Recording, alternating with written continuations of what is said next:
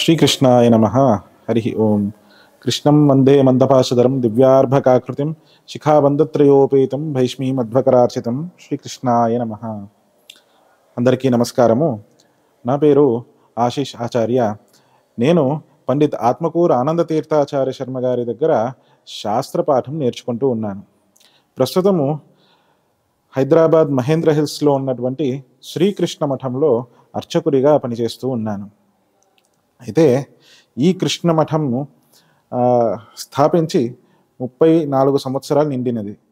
ఇక్కడ ఉన్నటువంటి శ్రీకృష్ణుడి యొక్క విగ్రహము అచ్చుగుద్దినట్టు ఉడుపిలో ఉన్నటువంటి ఆ రుక్మిణీదేవి చేత పూజింపబడిన ఆ కృష్ణమూర్తి యొక్క విగ్రహం ఏ విధంగా అయితే ఉంటుందో అదే విధంగా ఉంటుంది. సాక్షాత్ రుక్మిణీదేవి చేత పూజింపబడి ఆ తరువాత సముద్ర మార్గమధ్యములో కొంతమంది విదేశీయులు ఆ విగ్రహాన్ని వారి దేశానికి తీసుకుని వెళుతూ ఉండగా ఒక బండరాయి మధ్యలో ఆ విగ్రహం ఉండగా దానిని మధ్వాచార్యులు చూసుకుని వచ్చి స్థాపించారు. ప్రతి ఒక్కరు పూజ చేసే అధికారం లేదు కాబట్టి 8 మంది బాలుకలకు సన్యాస దీక్షనిచ్చి ఆ 8 మంది బాలుకలకే అర్చన చేసేటువంటి అవకాశాన్ని ఇచ్చారు. వారే అష్టమఠ పీఠాధిపతులు. ఆ అష్టమఠాలలో ఒకటైనటువంటి అదమారు మఠం పీఠాధిపతుల అయినటువంటి శ్రీ శ్రీ శ్రీ విశ్వప్రియ తీర్థ స్వామి వారి చేత పూజింపబడి ఆయన చేత ప్రతిష్ఠింపబడినటువంటి విగ్రహమే మహేంద్ర హిల్స్లో శ్రీకృష్ణ మఠంలో ఉన్నటువంటి ఆ శ్రీకృష్ణ పరమాత్ముడి యొక్క విగ్రహము. ఎప్పుడు ఎవ్వరు అష్టమఠాధీశులు భాగ్యనగరానికి వచ్చినా వారు ఈ ఆలయానికి వచ్చి ఆ కృష్ణుడిని పూజిస్తూ ఉంటారు, అర్చిస్తూ ఉంటారు. అటువంటి కృష్ణమఠంలో ఆ స్వామిని అర్చించేటువంటి సౌభాగ్యము నాకు కలిగినది. ప్రాతకాలము 4 నుంచి ఉషఃకాల పూజ అని చేస్తాము. ఆ తరువాత స్వామి యొక్క నిర్మాల్యము తీస్తూ ఆ నిర్మాల్య పూజ అని చేస్తాము. అటుపిమ్మట స్వామికి అభిషేకము. ప్రతిరోజు స్వామికి అభిషేకానంతరము రోజుకో విధమైనటువంటి అలంకరణలో దర్శనమిస్తూ ప్రతి శుక్రవారము విశేషంగా అమ్మవారి స్వరూపంలో దర్శనమిస్తారు మా స్వామి. విష్ణు సహస్రనామాలతో స్వామికి రోజు తులసి అర్చన జరుగుతుంది. ఆ తరువాత మహా నైవేద్యము, తరువాత సాయంకాలం పూట ప్రతినిత్యము తొట్టిల పూజ. అంటే మనకు అనేక చోట్ల ఉయ్యాల పూజ అంటూ, ఊంజల్ సేవ అంటూ, డోలోత్సవం అంటూ చేస్తూ ఉంటాము కదా. అయితే ఉడుపి ప్రాంతము వారు దానినే తొట్టిల పూజ అనే పేరుతో చేస్తూ ఉంటారు. అదే సంప్రదాయంతో ఇక్కడ కూడా చామర సేవ చేసి తొట్టిల పూజ రోజు సాయంకాలము 5:30 సమయానికి జరుగుతూ ఉంటుంది. ప్రతి శనివారము విశేషంగా రంగ పూజ అని చేస్తాము. అంటే శ్రీకృష్ణుడి నుండి ఆయన ఎదురుగా ఉన్నటువంటి ఆంజనేయ స్వామి వరకు బల్లలు వేసి ఆ బల్ల మీద అరిటాకు వేసి స్వామికి విశేషంగా పంచకజ్జాయ అనేటువంటి ఒక విశేషమైన ప్రసాదము నివేదన చేస్తాము. అటుకులు, బెల్లము, నెయ్యి, అలాగే తేనెతో కలిపినటువంటి ఒక విశేషమైనటువంటి ప్రసాదాన్ని స్వామికి నివేదన చేస్తూ ఆ నైవేద్యానికి ఇరుపక్కల దీపాల కాంతిలో స్వామికి నివేదన జరుగుతుంది. ప్రతినిత్యము కార్తీక మాసం నడుస్తుందా అనేంత వైభవంగా ఆ శనివారము సాయంకాలము అయినది అంటే చాలు, ప్రతి శనివారము కార్తీక వైభవము ఈ యొక్క కృష్ణమఠంలో కనిపిస్తూ ఉంటుంది. మహేంద్ర హిల్స్లోని ఈ కృష్ణమఠంలో అనేక పండుగలు చాలా వైభవంగా జరుగుతుంది. అన్నిటికంటే ముందు వినాయక చవితి రోజు సహస్రమోదక గణపతి హోమము అని చేస్తాము. అయితే దీనినే గణహోమము అని కూడా అంటారు. ఈ యొక్క హోమంలో పాల్గొన్న వారికి వారి యొక్క జీవితంలో ఆ జీవన ప్రయాణంలో వచ్చేటువంటి ప్రతి ఒక్క విఘ్నాన్ని ఆ మహాగణపతి అవశ్యంగా తొలగిస్తాడు.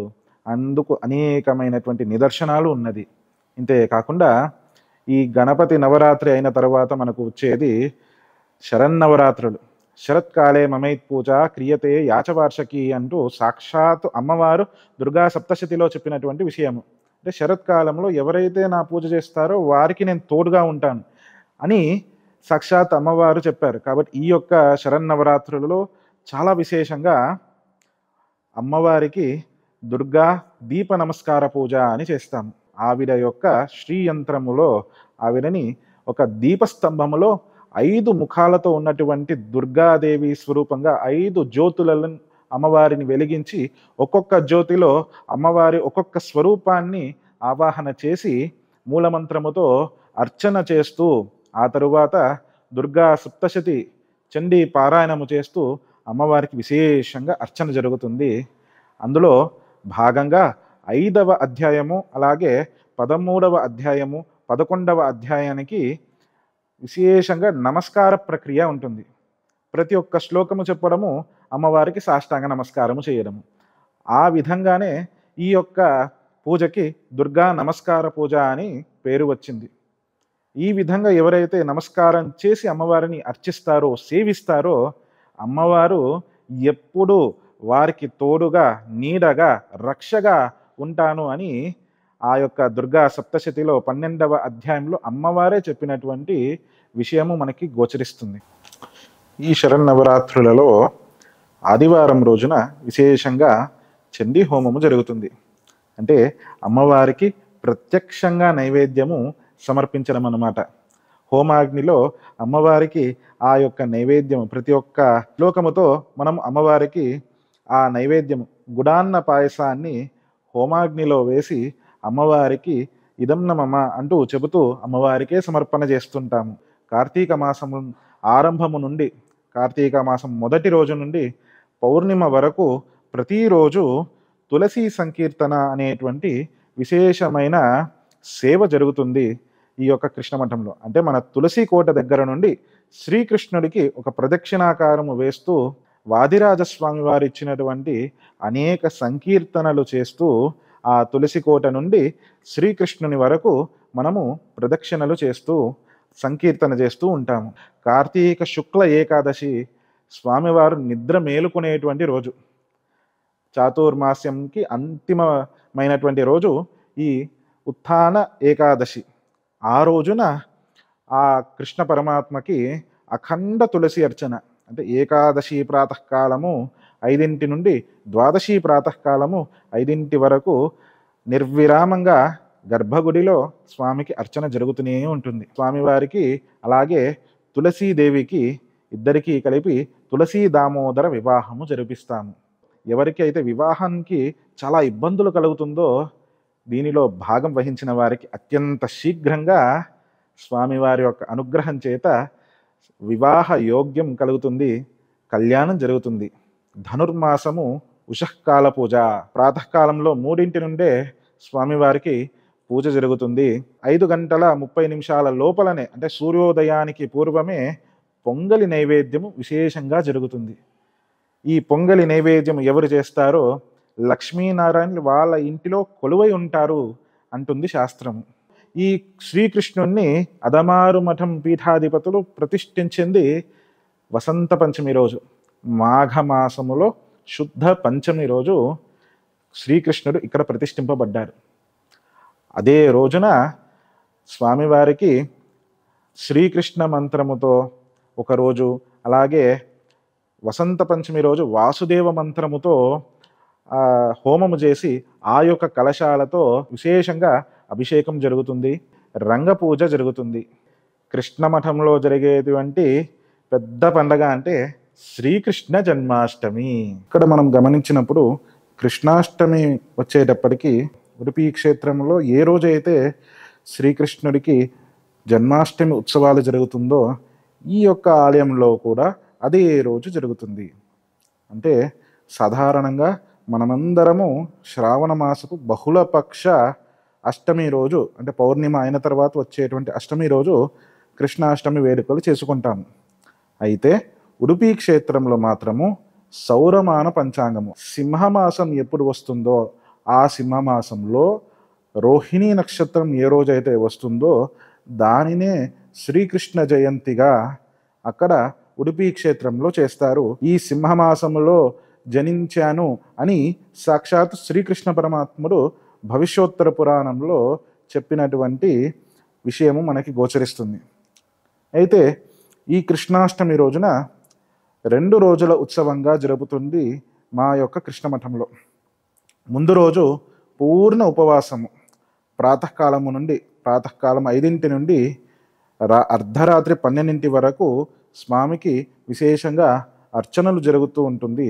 ఆ చంద్రోదయ సమయానికి శ్రీకృష్ణుడికి అర్ఘ్యప్రదానము వదలడము ఇక్కడ విశేషము.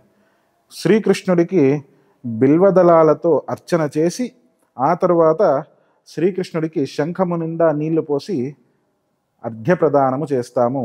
ఆ తరువాత తులసి కోట దగ్గర ఒక కొబ్బరికాయలో పాలతో చంద్రుడికి అర్ఘ్యప్రదానము చేస్తాం. ఎందుకంటే శ్రీకృష్ణుడు చంద్రవంశంలో ఉద్భవించినాడు కాబట్టి శ్రీకృష్ణుడికి ఆ రోజున చంద్రుడి ప్రీతి కోసము చంద్రుడికి కూడా అర్ఘ్యప్రదానము చేయడం మరింత విశేషము. ఆ తరువాత మరుసటి రోజున ప్రాతకాలంలోనే శ్రీకృష్ణ పరమాత్మకి పంచామృతాలతో అభిషేకం చేసి ఆ తరువాత ఎదురుగా ఉన్నటువంటి ఆంజనేయ స్వామి వారికి కూడాను అభిషేకము జరుగుతుంది. సాయంకాలం పూట ఆ యొక్క మహేంద్ర హిల్స్ పుర వీధులలో పల్లకిలో ఊరేగుతూ ప్రతి ఇంటి గడప దగ్గరికి వచ్చి భక్తులందరికీ అనుగ్రహిస్తారు. ఇవన్నీ అయిన తర్వాత మరలా ఆలయానికి వచ్చి రథోత్సవం జరిగిన తరువాత మహారంగ పూజ జరుగుతుంది. కృష్ణాష్టమి రోజున ఎవరైతే ఆ కృష్ణ పరమాత్మకి అర్చన చేసి అర్ఘ్యప్రదానం వదులుతారో వారికి ఉన్నటువంటి ఈతి బాధలు, అందులోనూ సంతానానికి సంబంధించినటువంటి బాధలు ఏవి ఉన్నా కానీ అత్యంత శీఘ్రంగా తొలగిస్తాను అని చెప్పినటువంటి విషయాలు ఎన్నో మనకు కనిపిస్తూ ఉంటుంది. భక్తులకు ఉన్నటువంటి అనేకమైనటువంటి కష్టాలకి, అలాగే వారి యొక్క సమస్యలకు పరిహారంగా కృష్ణమఠంలో అనేకమైనటువంటి విశేషమైన కార్యక్రమాలు జరుగుతుంది. అందులో విశేషంగా మనం గమనిస్తే అందరికీ ఎక్కువ శాతం ఉన్నటువంటి గ్రహ బాధలు తొలగిపోవడానికి నవగ్రహ శాంతులు నిత్యము జరుగుతూ ఉంటుంది. ప్రతి కృష్ణమఠంలో శ్రీకృష్ణునితో పాటు హనుమంతుడు కూడా ఉంటాడు. ఎందుకు అంటే ప్రథమో హనుమాన్ నామ ద్వితీయో భీమ ఏవచ పూర్ణప్రజ్ఞస్తృతీయోస్తు భగవత్ కార్యసాధక అని అంటారు. అంటే మొదటి అవతారంలో హనుమంతుడిగా, రెండవ అవతారంలో భీమసేనుడిగా, మూడవ అవతారంలో పూర్ణప్రజ్ఞ అని పిలువబడేటువంటి మధ్వాచార్యులుగా ఇలా 3 అవతారాలు ఎత్తి ముఖ్యప్రాణుడైనటువంటి వాయుదేవుడు భగవంతుని యొక్క కార్యానికి వారు సహాయకంగా ఉంటారు అని చెప్పడానికే ప్రతి కృష్ణమఠంలోనూ ఆంజనేయ స్వామి వారిని ప్రతిష్ఠించి విశేషంగా వాయుస్థితితో ఆయనకు అర్చిస్తారు. ఈ విధంగానే మా యొక్క కృష్ణమఠంలో కూడాను చాలా విశేషంగా కృష్ణుని ఎదురుగానే ఆంజనేయ స్వామి కొలువై ఉన్నారు. ఇక్కడే కాదు, మనం గమనిస్తే మహాభారతం యుద్ధక్షేత్రంలో కూడాను ఆ పార్థసారథిగా ఉన్నటువంటి కృష్ణుని రథం పైన ఆంజనేయ స్వామి ధ్వజం మీద కూర్చొని విహరిస్తూ ఉన్నారు, వారికి రక్షగా ఉన్నారు. ఇదే విధంగానే ఈ కృష్ణమఠంలో కూడాను ఆంజనేయ స్వామి వారు కృష్ణుని ఎదురుగా నమస్కార భంగిమలో నిత్యము నమస్కరిస్తూ ఉన్నారు. వచ్చిన ప్రతి ఒక్క భక్తుడిని అనుగ్రహిస్తూ ఉన్నారు. ఎవరికి ఏ విధమైనటువంటి ఆపదలు కలుగుతాయన్నా, లేదా ధైర్యానికి సంబంధించిన ఇబ్బందులున్నా, ఎటువంటి దీర్ఘకాలిక రోగాలు ఉన్నా తేనెతోటి మధు అభిషేకం చేసినప్పుడు, ఈ వాయుస్థితితో చెప్పినప్పుడు ప్రతి ఒక్క శ్లోకము ఈ వాయుస్థితిలో ఒక్కో విధమైనటువంటి ఔషధంగా మారి భక్తులను అనుగ్రహిస్తోంది. కృష్ణమఠంలో భక్తులకి మరిన్ని విధాలైనటువంటి సమస్యలు, సంతాన సమస్యలుతో ఎంతోమంది వచ్చినప్పుడు వారికి అత్యంత శీఘ్రంగా సంతానం కలగడానికి సంతాన గోపాలకృష్ణ మంత్రముతో స్వామివారికి విశేషమైనటువంటి హోమము, పరమాన్నము వేసుతూ ఆ సంతాన గోపాలకృష్ణ స్వామి వారి మూలమంత్రముతో హోమం చేసినప్పుడు ఇలా సంతాన భాగ్యం కలిగిన వాళ్ళు ఎందరో మంది ఉన్నారు. ఇంతే కాకుండా దీర్ఘకాలికమైనటువంటి అసలు ఏ రోగమో అర్థం కానిటువంటి రోగాలతో ఉన్న సందర్భములో ధన్వంతరి హోమము చేసినప్పుడు వారికి చాలా వేగంగా ఆ హోమ ప్రభావం చేత అమృతవల్లి అనేటువంటి ఒక ద్రవ్యము, అంటే మన వాడుక భాషలో తిప్పతీగ అని అంటాము. ఆ తిప్పతీగని పాలల్లో నానబెట్టి ధన్వంతరి మూలమంత్రముతో ఆ యొక్క హోమాగ్నిలో ఆ తిప్పతీగని వేయడము. అలా వేసిన తర్వాత ఆ ఏ తిప్పతీగ అయితే పాలల్లో నానబడి ఉన్నదో ఆ పాలని తీర్థంగా ఇస్తారు. ఎటువంటి రోగాలు ఉన్నా కానీ చాలా అతి శీఘ్రంగా రోగం నుంచి నివారణ జరిగినది. సర్పదోషాల నివారణ కోసము అంటే మన జాతకరీత్యా కాలసర్పదోషము కానీ జన్మరీత్యా మనకి పూర్వీకులు ఎవరైనా ఏదైనా సర్పానికి చేసినటువంటి అపచారం కానీ వారి సర్పాలకు చేసినటువంటి ప్రాణహాని కానీ ఇటువంటివి జరిగినప్పుడు కూడా మన జాతకరీత్యా రాహుకేతువులకు సంబంధించినటువంటి దోషములు ఉన్నా కానీ ఈ యొక్క ఆశ్లేష బలి అనేటువంటి విశేషమైన పూజ చేయడం ద్వారా అత్యంత శీఘ్రంగా ఈ యొక్క సర్పదోషాలు నివారణ పడతాయి. సర్పదోషాల వల్ల చాలామందికి ఆలస్యంగా కళ్యాణం అవ్వడము, అలాగే కళ్యాణమైనా కానీ చాలా సంవత్సరాల వరకు వారికి సంతానం కలగకుండా ఉండడము, ఈ విధంగా కొన్ని చాలా ఇబ్బందికరమైనటువంటి సమస్యలు ఎదుర్కొంటూ ఉంటారు. దానికి పరిష్కారంగా ఈ ఆశ్లేష బలి అనేటువంటి పూజ చేస్తారు. ఈ ఆశ్లేష బలి పూజ అంటే ఏ విధంగా చేస్తారు అని మనం తెలుసుకుందాము. దీనికి రెండు విధాలుగా రెండు విధమైనటువంటి మండలాలు వేస్తారు. నవనాగ మండలము అంటూ బ్రతికి ఉన్నటువంటి 9 నాగుల యొక్క మండలము, అలాగే ప్రధానమైన ఆశ్లేష బలి మండలము ఒకటి చేస్తారనమాట. అంటే ఒక యంత్రము వేస్తారు. ఆశ్లేష బలికి సంబంధించినటువంటి యంత్రము వేసి అందులో ఇంతకు పూర్వము చనిపోయినటువంటి 65 రకాలైనటువంటి వంశాలకు సంబంధించినటువంటి సర్పాలను ఆ యొక్క మండలంలో ఆవాహన చేసి వాటికి బలి ప్రదానము అంటే పసుపు అన్నముతో కూడినటువంటి ఉండలని చేసి దానిని బలి ప్రదానము చేస్తారనమాట. అంటే బలి అంటే వాటికి ఆహారం పెట్టడము, వాటిని ఆవాహన చేసి వాటికి ఆహారం పెట్టడం అనమాట. ఈ విధంగా ఆశ్లేష బలి పూజ జరుగుతుంది. ఇంతే కాకుండా ఇంకా విశేషంగా చేయాలి అనుకున్నప్పుడు ఆశ్లేష బలి హోమము కూడా చేయడం మరింత విశేషంగా అత్యంత శీఘ్రంగా దీని యొక్క ఫలితాన్ని మనం గమనించగలము. ఈ విధంగా ఆశ్లేష బలి పూజను, అంతేకాకుండా సర్ప సంస్కార పూజని కూడా మా యొక్క కృష్ణమఠంలో జరగడము మరింత విశేషము. అంటే ఒక మనిషికి ఏ విధంగా అయితే సంస్కారములు ఆ మనిషి శరీరాన్ని విడిచిపెట్టిన తర్వాత ఆ దేహానికి ఏ విధంగా అయితే సంస్కారం జరుగుతుందో అదేవిధంగా మన పూర్వీకులు ఎవరో తెలిసో తెలియకో ఒక సర్పానికి ప్రాణహాని చేసినప్పుడు ఆ సర్పము యొక్క శరీరం ఎక్కడుందో మనకు తెలియదు. అలాంటి సందర్భాలలో మనకి ఆ దోషం మనకు అంటుకునే ఉంటుంది. కాబట్టి పిండితో చేసినటువంటి సర్ప ప్రతిమను హోమాగ్నిలో వేసి ఆ యొక్క సర్పానికే మేము ఈ దహన సంస్కారాలు చేస్తున్నాము అనే విధంగా ఈ సర్ప సంస్కారం అనేటువంటి విశేషమైనటువంటి పూజని ఈ కృష్ణమఠంలో కూడా చేపిస్తారు. ఈ సర్ప సంస్కార పూజ విశేషంగా కుక్కే సుబ్రహ్మణ్య క్షేత్రంలోనే జరుగుతుంది. ఆ తరువాత మరలా మనము గమనించేది మా కృష్ణమఠం మందిరంలోనే. ఇటువంటి దోషాలే కాకుండా దీనికంటే మించినటువంటిది చాలా భయంకరమైనటువంటిది పితృదోషాలు చాలామంది అనుభవిస్తూ ఉంటారు. ఈ పితృదోషాల వల్లనే వంశాభివృద్ధి జరగకుండా ఎన్ని సిరి సంపదలు ఉన్నప్పటికీ అభివృద్ధిగా కనిపిస్తున్నప్పటికీ మానసిక అశాంతితో గురవుతున్న వారు అనేక మంది ఉన్నారు. దీనికి ప్రధానమైనటువంటి కార్యము వారికి ఉన్నటువంటి పితృదోషము.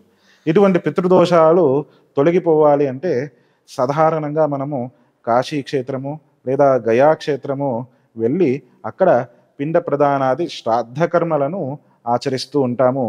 కృష్ణమఠం వారు ప్రత్యేకమైనటువంటి ఒక సత్రములో ఆ శ్రాద్ధాది కర్మలని, అంతేకాకుండా దీనికి సంబంధించినటువంటి నారాయణ బలి, అలాగే వీటికి సంబంధించినటువంటి పవమాన సూక్త హోమము, అలాగే తిల హోమము కూడా చేస్తూ శ్రాద్ధ కర్మలు చేయడం మరింత విశేషంగా మనము ఇక్కడ గమనించవచ్చు.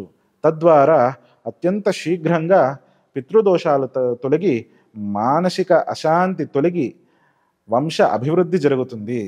పితృదోషాలలో మరొక విభాగంగా మనకు కనిపించేటువంటిది ప్రేతం వల్ల వచ్చేటువంటి సమస్యలు, అంటే ఆ పితరులకు మోక్షం కలగకుండా ప్రేతముగా మారి వారు సమస్యలు ఎదుర్కొంటూ ఉండేటువంటి సందర్భములో వారికి శ్రాద్ధ కర్మలు చేయిస్తూ ఉండేటువంటి సమయంలోనే మరొక్క బ్రాహ్మణుడిని కూర్చోబెట్టుకొని భాగవతం, శ్రీమద్ భాగవతం పారాయణం చేయిస్తూ ఉంటారు.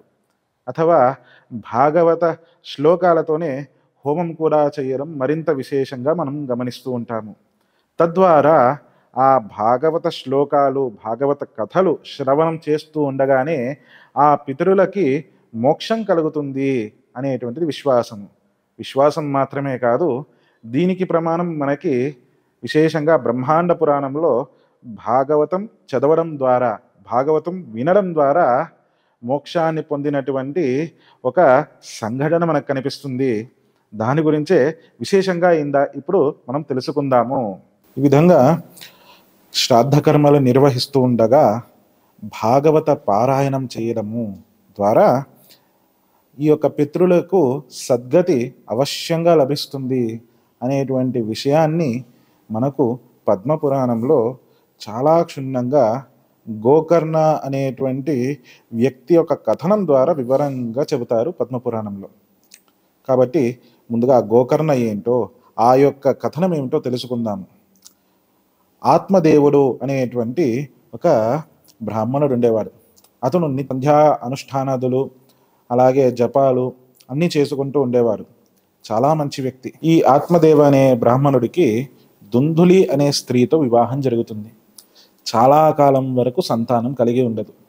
ఒకానొక రోజు ఈయన చేసుకున్నటువంటి అనుష్ఠానము తర్వాత ఆ తర్పణ తీర్థాన్ని రోజు వారిలాగానే ఒక మామిడి చెట్టుకు మొదట్లోకి వేస్తాడు.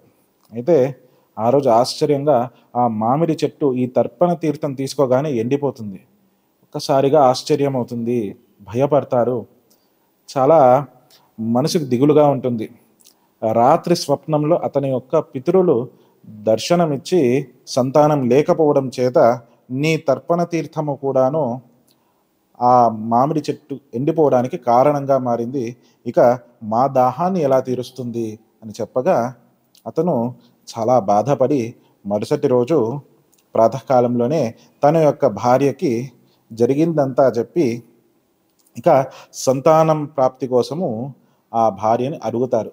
కానీ భార్యకి, ఆ దుందులికి సంతానం ప్రాప్తి మీద అంత ఆసక్తిగా ఉండదు. ఎందుకంటే తన సౌందర్యం ఎక్కడ దెబ్బతింటుందో అనేటువంటి ఒక ఆందోళన ఉండడం చేత తాను వేరే విషయం గురించి ప్రస్తావన తీస్తూ సంతానం గురించి నిరాకరించడం చేత అతనికి చాలా నిరుత్సాహం కలిగి తాను ఇక వేరే గత్యంతరం లేదు అని భావించి తాను ఇక ఆత్మత్యాగం చేయాలి అనుకుంటూ అడవిలోకి వెళతారు. అదే మార్గమధ్యంలో కొంతమంది ఋషులు ఇతనికి దర్శనమిస్తారు. అయితే ప్రాణత్యాగం చేస్తూ ఉంటే అతనిని ఆపి, ఎందుకయ్యా ప్రాణత్యాగం చేయబోతున్నావు అని అడుగగా, మా పితరులను సద్గతి కలిగించడానికని నేను సంతానం కోరితే నా యొక్క భార్య దానికి నిరాకరించినది అని చెబుతారు.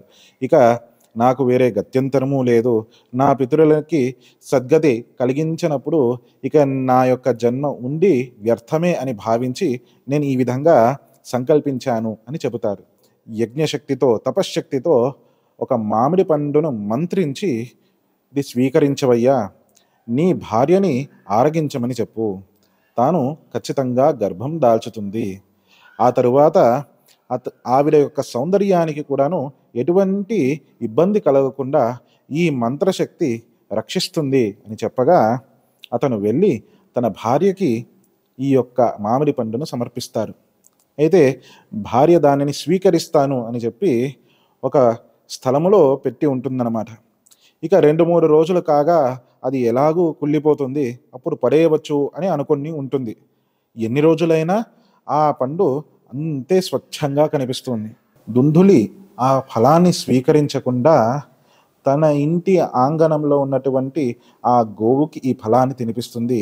కానీ భర్త అడిగినప్పుడు ఆ ప్రసాదాన్ని నేనే స్వీకరించాను అని అసత్యం పలుకుతుంది. అయితే ఆ అసత్యాన్ని తాను గర్భం ధరించినట్టుగా చెప్పుకోవడానికి ప్రతి మాసము వస్త్రాన్ని తన నడుముకి అలాగే నాభికి కట్టుకుంటూ వస్తూ ఉంటుంది. ఇక 9వ నెల వచ్చేటప్పటికి ఎక్కడ మోసం బయటపడుతుందేమో అని భావించి ప్రసవానికని తాను పుట్టింటికి వెళుతుంది. అదే సమయానికి తన చెల్లెలు కూడా గర్భవతిగా ఉండడం చేత సరైన సమయానికి ఇటు చెల్లెలు అలాగే మరొక పక్కన గోవు ఇద్దరూ ప్రసవిస్తారు. అయితే మంత్రబలం చేత ఆ గోవు దూడను బదులుగా మనిషినే ప్రసవిస్తుంది. ఇక ఆ చెల్లెలి కొడుకుని తన కొడుకుగా పెంచుకోవాలి అని తలచి ఆ బిడ్డను కోరుకుంటుంది. బిడ్డకు తల్లిపాలు అవసరం కాబట్టి చెల్లెల్ని కూడా తోడు తెచ్చుకుంటుంది.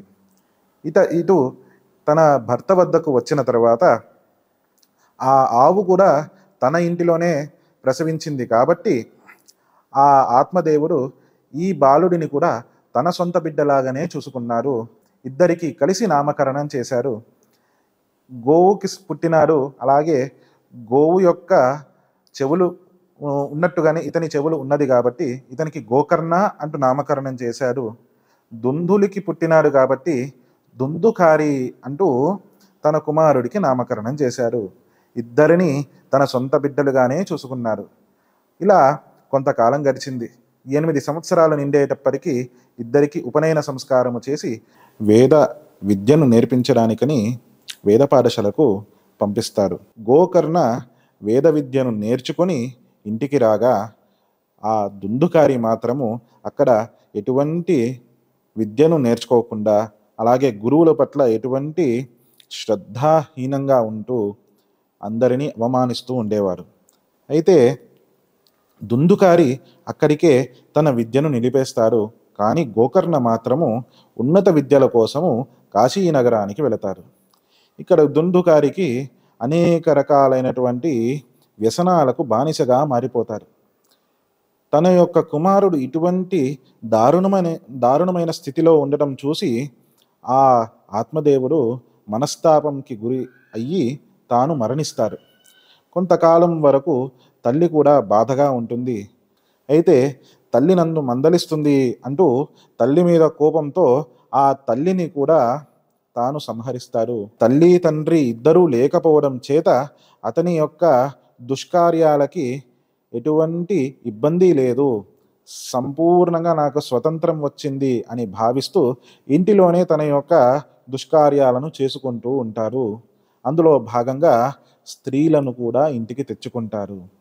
అయితే ధనం మీద ఆశ కలిగి ఆ స్త్రీలు ఇతనిని కూడా చంపివేస్తారు. ఇంటిలో ఉన్నటువంటి ధనాన్ని అపహరించి వెళ్ళిపోతారు. గోకర్ణుడు తన యొక్క విద్యాభ్యాసాన్ని సంపూర్ణంగా పూర్ణం చేసుకుని తాను మరలా తన యొక్క గ్రామానికి వస్తారు. తన ఇంటికి చేరుకుంటారు. కానీ ఎక్కడా తన తల్లి కానీ తండ్రి కానీ తన సోదరుడు కానీ కనిపించకపోగా ఎటైనా ఊరికి వెళ్ళారేమో అనుకుని ఇరుగు పొరుగు వారిని అడుగుతారు. అప్పుడు ఆ గ్రామ ప్రజలు జరిగిందంతా వివరిస్తారు. అయితే మరి ఇంటిలో ఏదో తెలియని అశాంతిగా ఉన్నదే అంటూ భావిస్తూ తాను ఇంటి లోపలికి ప్రవేశిస్తే చాలా విచిత్రమైనటువంటి దృశ్యాలు అలాగే విచిత్రమైనటువంటి శబ్దాలు వినిపిస్తుంది. ఏమి జరుగుతుందా అంటూ తాను జలాన్ని తీసుకుని అభిమంత్రించి ఆ ఇంటిలో ప్రోక్షణ చేస్తారు. ఒక్కసారిగా దుందుకారి ఒక ప్రేతముగా మారి ఇతని ఎదురుగా ప్రత్యక్షమవుతారు. తన జరిగినటువంటి విషయాలన్నీ చెప్పి తాను ఎంత తప్పు చేశారో తెలియజేస్తారు. అయితే నా ఆత్మకి శాంతి కలగడం అసంభవము, అంతటి పాపకార్యాలను చేశాను అని చెప్పగా, నీవు ఏమీ దిగులు చెందకు సోదరా, గయాక్షేత్రములో శ్రాద్ధాది కర్మలు చేయడం చేత ఎటువంటి దోషములు ఉన్నా అది తీరిపోతుంది అని తాను గయాక్షేత్రానికి వెళ్ళి శ్రాద్ధ కర్మలను చేస్తారు. అంతటితో తల్లిదండ్రులకు ఉన్నటువంటి దోషములు తొలగుతుంది. కానీ ఇంటికి వచ్చి చూడగా ఆ సోదరుడు ఇంకా ప్రేతముగానే మిగిలి ఉంటారు. ఆశ్చర్యం కలుగుతుంది. అంటే నేను చేసినటువంటి పాపములు గయాక్షేత్రంలో వెళ్ళి శ్రాద్ధాది కర్మలు చేసినా తొలగవు. అంతటి పాపకార్యాన్ని చేశాను. తల్లి తండ్రిని నేను వారికి మరణానికి కారణమయ్యాను. తండ్రికి పరోక్షంగా మనస్తాపం కలిగించి వారికి మరణానికి కారణమయ్యాను. తల్లికి ప్రత్యక్షంగా నా చేతులతో నేను చంపివేశాను. ఇంతకు మించిన పాపం అంటూ ఏదైనా ఉంటుందా? అందుకోసమనే నాకు ఈ గతి పట్టినది అని తాను చాలా బాధపడుతూ ఉంటే, ఇక ఈ గోకర్ణకు పూర్వము తమ గురువు గారు చెప్పినటువంటి విషయము గుర్తుకు వస్తుంది. భాగవత శ్రవణం చేయడం చేత ఎటువంటి దోషములు ఉన్నా, ఎటువంటి పాపములు ఉన్నా భక్తిపూర్వకంగా ఆ భాగవత శ్రవణము వినడం చేత, అలాగే దానిని మన జీవితంతో అనుసంధానం చేసుకోవడం చేత ఆ పాపాలు తొలగుతాయి అన్న విషయము గుర్తుకు వచ్చి తన యొక్క సోదరుడికి ముక్తి కలగడానికి భాగవత పారాయణం చెయ్యాలి అని సంకల్పించుకుంటారు. అయితే ప్రేతాత్మలకి ఒకే చోట ఉండి వారు శ్రవణం చేయడానికి అవకాశం ఉండదు. వారు సంచరిస్తూ ఉంటారు ప్రేతాత్మలు. కాబట్టి భాగవత శ్రవణం చెయ్యాలి అంటే అది ఆ ప్రేతాత్మకు చాలా కష్టసాధ్యమైన పని. అందుకు గాను తాను ఒక బెదురు కర్రను తీసుకొని ప్రతిరోజు ఆ కర్రలో ఒక్కొక్క భాగమునందు ఒక్కొక్క ముడి వేసి ఆ ప్రేతాత్మను అందులో బంధిస్తారు, కూర్చోబెడతారు. ఇలా కూర్చోబెట్టుకొని ఇంతే కాకుండా ఆ నగర వాసులందరినీ పిలిచి ప్రతిరోజు 7 రోజులు కూడాను చాలా అత్యంత భక్తి శ్రద్ధలతో ఆ భాగవతాన్ని పారాయణం చేస్తారు. అందరికీ ఆ కథలను వినిపిస్తారు. ఈ యొక్క దుందుకారి అత్యంత భక్తి శ్రద్ధలతో 7 రోజులు కూడాను ఈ భాగవతాన్ని వింటూ ఉంటాడు.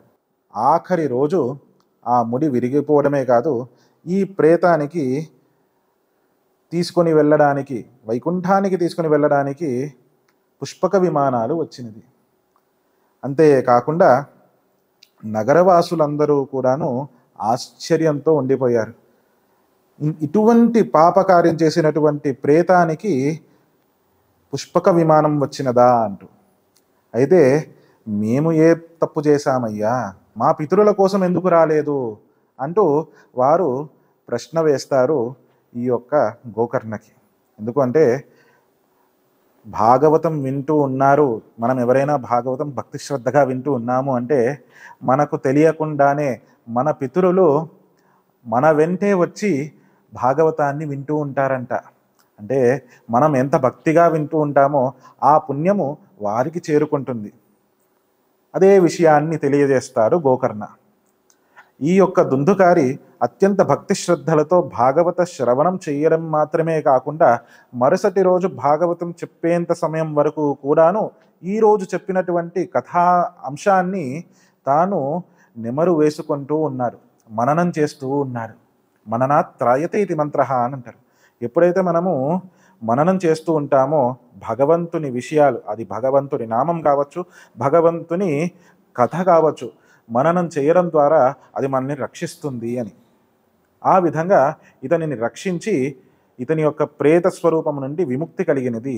అయితే మీరందరూ భక్తి శ్రద్ధలతో ఇక్కడ విన్నారు, కానీ ఆ కథ అయిన తరువాత మీరందరూ మీ ఇంటికి వెళ్ళి మీ నిత్య జీవనంలో కొనసాగిస్తున్నారే కానీ ఈ భాగవత విషయాన్ని, కథను మననం చేయలేకపోయారు. తద్వారా మీ పితరులకు సద్గతి పొందలేకపోయారు అని అన్నప్పుడు వారందరూ ప్రార్థన చేస్తారు, ఓ గోకర్ణ, దయచేసి మా కోసము, మా పితరుల కోసము మరలా భాగవతాన్ని చెప్పవయ్యా అని చెప్పగా మరలా ఇంకొక సప్తాహము భాగవత పారాయణం చేస్తారు గోకర్ణ. భక్తి శ్రద్ధలతో విని దానిని మననం చేసినందుకు గాను నగరవాసుల యొక్క పితరులకు కూడా స్వర్గము లభించింది. ఆ స్వర్గము కూడాను పుష్పక విమానంలో ప్రతి ఒక్కరికి రావడం చేత ఆ పితరులందరూ పుష్పక విమానాలు ఎక్కి స్వర్గాన్ని చేరుకున్నారు. ఈ విధంగా ఆ గోకర్ణ చేసినటువంటి భాగవత ప్రవచనం ద్వారా అక్కడ ఉన్నటువంటి నగరవాసులకి, వాళ్ళ నగరవాసుల యొక్క పితృలకి ముక్తిని కలిగించడం చేత ఆ నగరానికి ఈయన పేరు మీదుగా గోకర్ణ అని నామకరణం చేశారు. కాలక్రమేణా అది పుణ్యభూమిగా మారి అది ఒక క్షేత్రంగా మారినది. ఆ తరువాత అప్పటి నుండి ఇప్పటి వరకు కూడాను అత్యంత క్లిష్టమైనటువంటి ప్రేత బాధలు ఉంటే గోకర్ణ క్షేత్రానికి వెళ్ళి భాగవత పారాయణము, అలాగే ఈ నారాయణ బలి అనేటువంటి పూజ చేయడం ద్వారా ప్రేత బాధలు తొలగుతుంది అని ఇప్పటికీ ఆచరిస్తున్నారు. అయితే విశేషం ఏమిటి అంటే అదే నారాయణ బలి పూజను కూడా కృష్ణమఠం అనేటువంటి ఆలయం ప్రాంగణంలో కూడాను జరగడము విశేషము. అనాది నిధనోదాత శంఖచక్ర గదాధర అక్షయ పుండరీకాక్ష ప్రేతమోక్ష ప్రదోభవ. శ్రీకృష్ణాయ నమః.